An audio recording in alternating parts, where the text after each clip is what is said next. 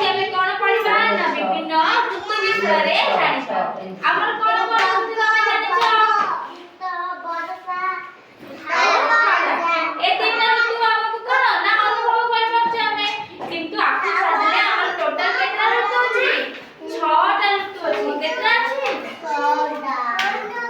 ଖରା, ବର୍ଷା, ଶୀତ, ହେମନ୍ତ, ଶରତ, ବସନ୍ତ। ହେଲା, ଏଇଟା କଣ ନା ଏଇଟା ହଉଛି ଖରା ଋତୁର ଦୃଶ୍ୟ। କଣ ଖରା ଋତୁର ଦୃଶ୍ୟ? ଖରା ଋତୁରେ କଣ ହଉଛି ନା ମାଟି ଯାକ ଶୁଖି ଯାଉଛି, ପାଣି ନ ପାଇ କଣ ମାଟି ଶୁଖି ଯାଉଛି, ଫସଲ ଭଲ ହବନି। ଏମିତି ସବୁ ଲୋକମାନେ କଣ ନା ବେଶୀ ପାଣି ପାଇବେ। କିନ୍ତୁ ବର୍ଷା ଦିନେ କଣ ହଉଛି ଆମେ ବେଶୀ ପାଣି ପାଇବା କଣ ନା ବର୍ଷା ହେଲେ ରାସ୍ତାଘାଟ କଣ ନା କାଦୁଅ ହେଇଯାଏ, ହେଲା ଫସଲ ଭଲ ହୁଏ।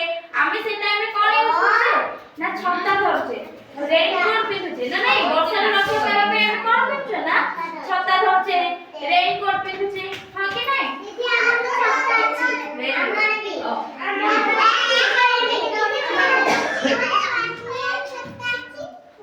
ବଢିଆ।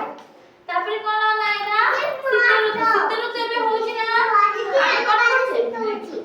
ଆମେ କଣ କରୁଛେ ନା ହଁ ଆମେ କଣ କରୁଛେ ନା ନିଆଁ ଲଗାଉଛେ। ନିଆଁରେ ଗରମ ଲାଗିବ କି ନାହିଁ, ସେଥିପାଇଁ ଆମେ ଆମର ଥଣ୍ଡା ଥଣ୍ଡା ଶରୀରକୁ ଗରମ କରିବା ପାଇଁ ଆମେ ନିଆଁ ଲଗାଉଛେ।